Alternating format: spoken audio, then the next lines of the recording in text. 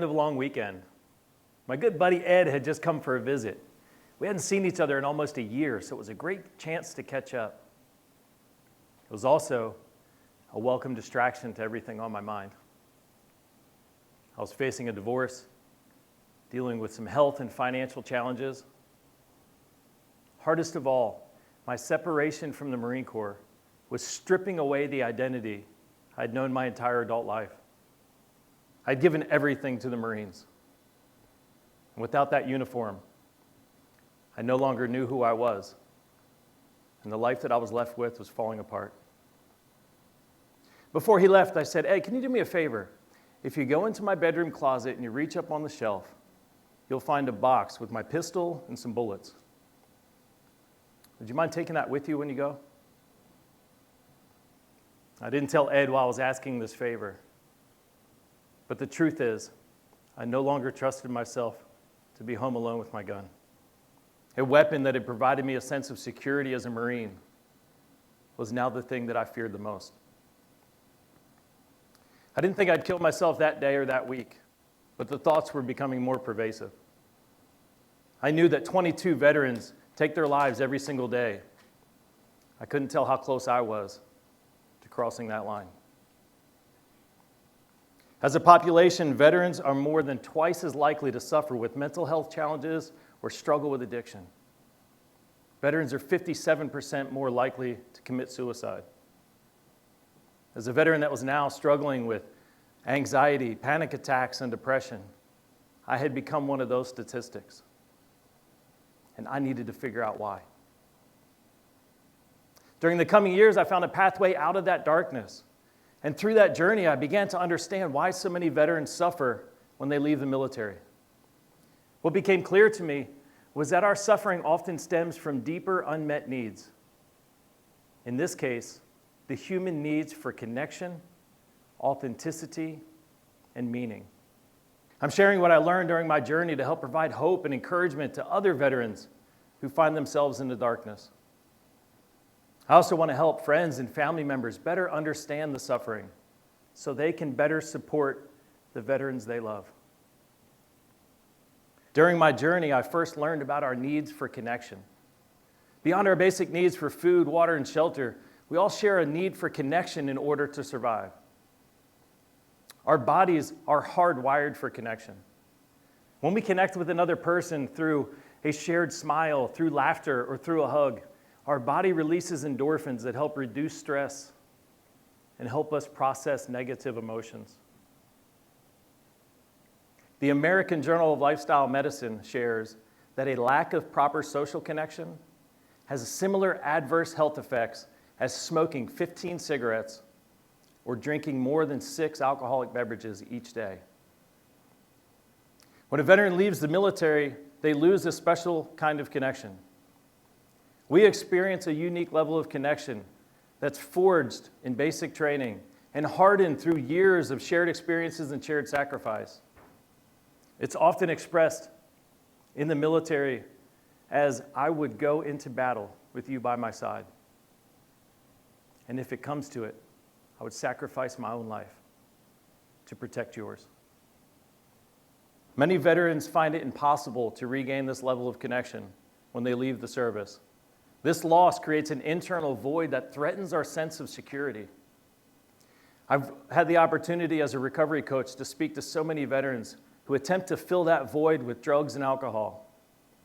As I learned personally, just numbing the pain and not filling the void and regaining connection is a sure pathway towards addiction, helplessness, and despair.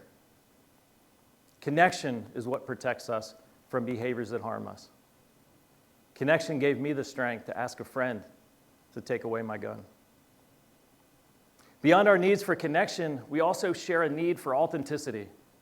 If connection is an invitation to be part of a tribe, authenticity is what permits us to show up just as we are. Authenticity is the foundation for trust.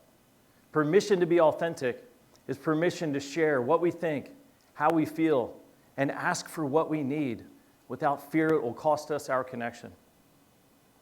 Without authenticity, we're often forced to show up behind a mask or to show up as a version of ourselves that we think will be accepted. However, when somebody connects with the masks that we wear, they're not connecting with us. So instead of that sense of security, we're often led towards feelings of shame, that somehow we're defective, we're just not good enough as we are. Many veterans struggle to regain a sense of authentic connection when they leave the military and show up in a world where they don't feel welcome. Because let's face it, compared to civilians, veterans are a little weird. These differences that we cherish when we're surrounded by other service members can make us feel unwelcome or uninvited in the civilian world. For one thing, veterans are trained to see everything through the lens of life or death. And this level of intensity doesn't translate very well to a life off base. Many veterans will even grow out a beard in order to mask their military appearance and attempt to fit in. Some are better at it than others. I've been working on this for years, and this is about all I get. There is a cost, however, to these masks that we wear attempting to fit in. As author Rita Mae Brown wrote, the reward for conformity is that everyone likes us except for ourselves. Beyond these needs for connection and authenticity, we also share a need for meaning. As Holocaust survivor Viktor Frankl found, in some ways, suffering ceases to be suffering at the moment it finds a meaning. Some suffering in life is unavoidable. It's our sense of meaning that provides our capacity to endure that suffering. We can endure an all-nighter caring for a loved one because there's meaning tied to the sacrifice. Mothers can endure the excruciating pain of childbirth. Veterans once endured long deployments and harsh training environments because there's such meaning behind the suffering. Many veterans are called into the military for the profound sense of meaning that comes from serving our nation and protecting our loved ones. It's often expressed, a true warrior doesn't go into battle because they hate what's in front of them. They fight because of how much they love what's behind them. As a veteran removes that uniform for the last time, they lose this profound sense of meaning. And with it, they've lost a powerful antidote to the suffering that they face. There are 200,000 service members that transition from the military each year. As I learned personally, regardless of what a veteran experiences while they're in the service, that rapid transition from military service itself can be traumatic. Unprepared for that transition, I went from a strong sense of connection, authenticity, and meaning to a new life, feeling unseen, unsafe, and unable to cope with life on life's terms. As many veterans do, I turned to drugs, alcohol, and high-risk behaviors to numb that pain and fill the void. I went from a strong sense of connection, authenticity, and meaning to a new life feeling unsafe, unseen, and unable to cope with life on life's terms. I became just one of an unacceptable number of veterans who began to see suicide as a solution to the pain. So what is the path out of this darkness? Well, the path that I found involves 3 simple steps. First, be the connection. Gandhi encourages us to be the change that we want to see in this world.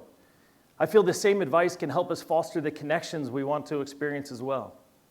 If you want someone who will show up by your side in battle, who will be there with you in good and bad times, demonstrate your willingness to do that for others. Second, express your truth. Acknowledge the successes that you had in the military. If you feel lost, remember the strength and the skills that you gained in the service and find new ways to translate that value to the civilian world. And if occasionally you feel that you're better than everyone else because you're a veteran, all right, first of all, don't go around telling civilians that you're better than them. I realize they don't like that very much. What you can do is hold that feeling inside and draw confidence from it. Confidence makes it easier to express our truth.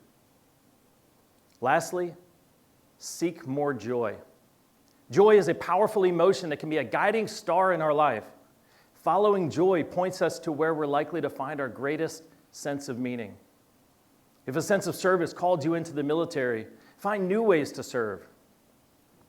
Be the connection, express your truth, seek more joy. These are the steps I took out of the darkness. The journey wasn't always easy, but I'm no longer afraid to be home alone with a gun. I removed masks that I wore and fostered new, authentic connections. My sense of meaning has returned, and with it, the capacity to endure hard times when they come. The transition from military service itself is often traumatic. To the veterans who find themselves in the darkness, I've been there too. And I found a path out through connection, authenticity, and meaning.